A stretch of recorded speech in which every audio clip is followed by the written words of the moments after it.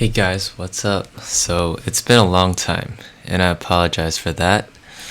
Um, yeah, it's been a while, and actually I made a video last week, got copyrighted because in the background I was playing a tennis match from a YouTube channel, which I thought it would be okay because I was doing a voiceover, I was talking, and I had my camera on screen too. That was just kind of background noise, but apparently that didn't work. So let's go over this topic. I was asked what makes a 4.5 player. What's the difference between a 4.5 player, 5.0, and 5.5? Because obviously, for those of you that are at 4.5, which is a respectable level, will want to try to get better into that 5 and 5.5 level.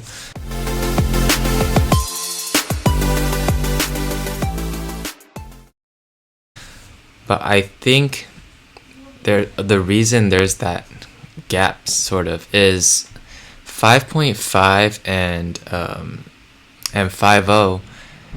You really need to do daily training, at least. Not maybe not every single day, but a couple times a week, and the training needs to be more intentional.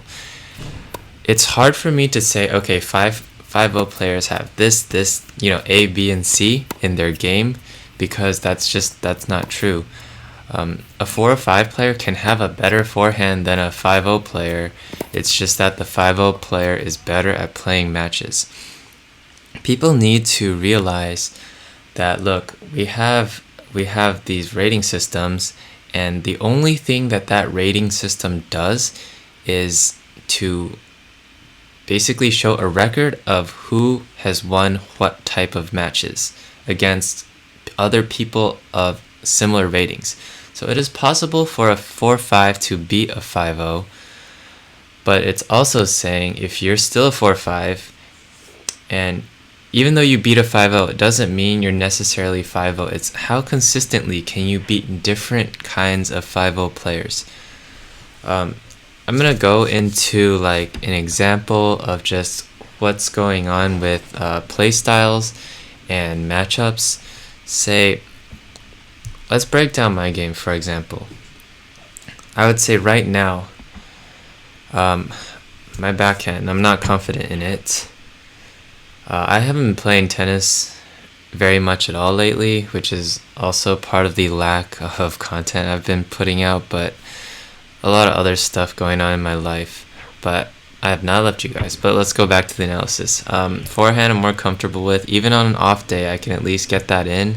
I can at least do different things with it and change directions.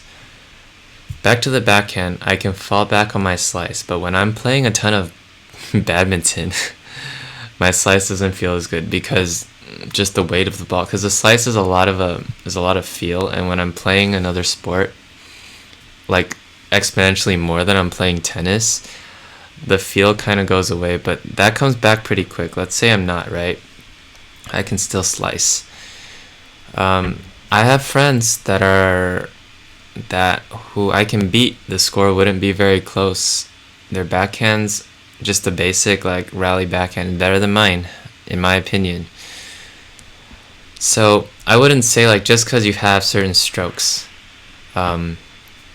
that you are put on a certain level. It's how well you play a match. And what I would say, at least for myself, is I'm pretty good at playing matches. Just besides the fact that once you get to 5.0 and 5.5, you do have to have certain match toughness. You can't just like not play forever and then come back and beat someone that's 5.5. Like that's not gonna happen. I still feel like I can, even right now, I really haven't hit at all in like the last 2 weeks. I could probably play a 4.5 and it'll be okay, just because typically they don't have a consistent enough weapon that can just hurt me past my speed, because movement and prediction are my strong suits. So putting strokes aside, I can kind of feel my way out of the match, hit defensive enough shots without going for shots that I haven't practiced enough for. As I practice and feel good, my shots can get more offensive. That's just adding to my game. So my base level is higher than a 4.5. I would say higher than a 5.0 as well. It does depend on, you know, who I'm playing and what their playstyle is. If I play a really grindy 5.0, it might be tough for me right now because I have no confidence in any shot, and the points will last forever, and my cardio I haven't been doing any cardio, so that's tough, right? But then again, I could bring him to the net, I could use my all-around game, we'll see. That's all up in the air. So to answer that question, heading at 4.5, 5.0 to 5.5, with what you have right now, I would say the intentionality of your training. What kind of training are you doing? Are you going out there every day and you're just hitting, you're just rallying and playing a couple sets and matches? Because as good as point play is and playing a lot of matches, it makes you match tough. You're not improving certain things during the matches. You need to go drill and you need to take a basket and do repetitions of the things that you think you need to work on. Because it's not that 5.0s have this certain set of skills. It's whatever the 5.0 player is, that set of skills combined with their mental toughness, everything, that makes the 5.0 player. Does that make sense? Whatever you are, whatever you have, and what your current rating is, that's what makes you that rating. It's not that because you're this rating you have these shots. So we have to get that straight. Because I see a lot of comments on YouTube too, bagging on people who are good tennis players, like at 5.5, maybe even 6.0. They're like, oh, this guy doesn't have this, he can't be. But that's just not the reality of things, right? So that's my explanation. Intention when you're training. And when you get to the 5.0 and 5.5 levels, you want to, physically, you have to be better than if you're at a 4.5, because you're not going to be, the points are going to get more physical one way or another. You're going to either have to move better consistently, not just like a couple shots, right? Or react faster and move faster. Some players, they're going to make more balls, you have to move for longer. Some players, they hit harder, you're going to have to react faster. Maybe not all at once, maybe not all encompassing. I would say that's more of a 5.5, 6.0, and then beyond that, which is like pro tennis level.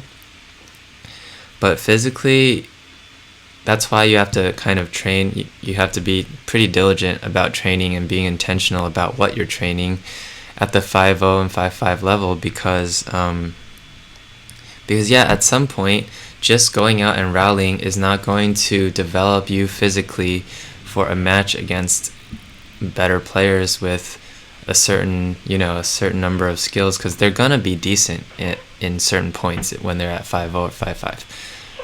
So yeah, that's my answer to a very, I would say, I was kind of afraid to answer this one because people in the comments like flaming me like, oh, what are you saying, like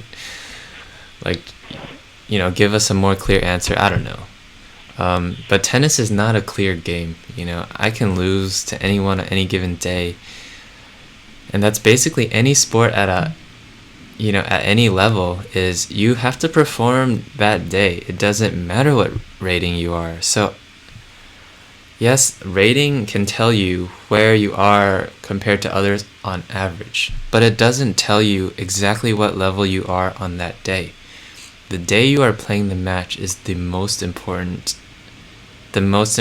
condition that you're gonna be in. So maybe instead of worrying so much about I'm this rating, I'm that rating. I know I put my rating on YouTube because that's what people want to know. But honestly, I don't always feel like I'm at one level or another. I just know like my baseline level. I can hit certain shots. On a bad day, this is what I'm gonna get, and on a good day, everything's feeling good, right? So yeah, thanks for listening to that. Might have been a little long, but I was trying to articulate as much as I could about what I thought about this, and there's so many ways to put it, right? Anyway, sorry for the long absence. I'm going to bear down on these videos, get some more on-court stuff. I have the V8 review all recorded, and I'm gonna post that up as soon as I can. So look forward to that. Don't forget, keep supporting me. You guys have been awesome. Don't forget to like and subscribe. Have a good day, y'all. Peace out.